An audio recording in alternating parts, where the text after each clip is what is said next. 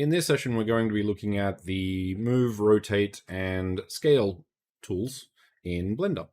In this case, we're just going to focus on the cube.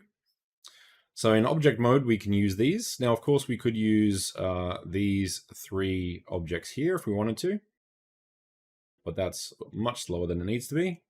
So usually I will stay on this, and then I'll use G to move. I will use S to scale, and I will use R to rotate.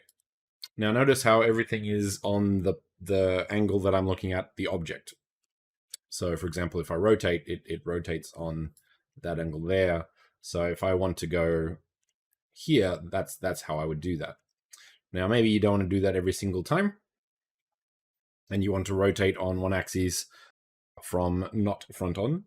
So say for example, you can go G for moving on the camera plane, but if you press, let's go with X, it will be restricted to one axis. If you press Y, it will go on this axis, and you press Z, you will go on that axis. I, of course, always get X and Y mixed up. Z is pretty obvious in regards to the ups and downs, but you have the lines to help you with that. Right mouse click to reset if you don't like it. You can't mix them, so if I want to go in the Y plane and then the X, I would have to left click to drop, and then G, X to move it along that direction. Undo, undo. Now these of course works with rotate as well. So camera plane, Y, X, and Z, for example. Right mouse click, and of course scale. Y, X, and Z. Now, if you wanted to, so let's go tab, and let's select all of these, and then turn that up again.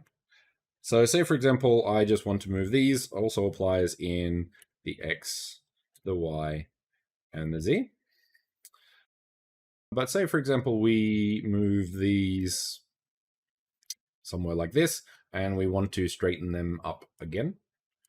So to do that, the more complicated version is, of course, scale, X, no, we want Y, and then go down to that small point there to make it as close as possible. So eyeballing it, but that's not exactly very precise. So if you wanted to, you can use numerics to do so. So let's go scale, Y, 0, and enter to lock that in. And then you have a very precise scale method. Rotate can also do the same. So let's go R, Y, 45, enter. And then you have rotation. And of course, the other one, which would be G, Y, 110, for example. So that's in real space, for example. So if you know your units, you're pretty good. So let's put that back to a basic default. So that is the movement, scale, and the rotation tools of Blender.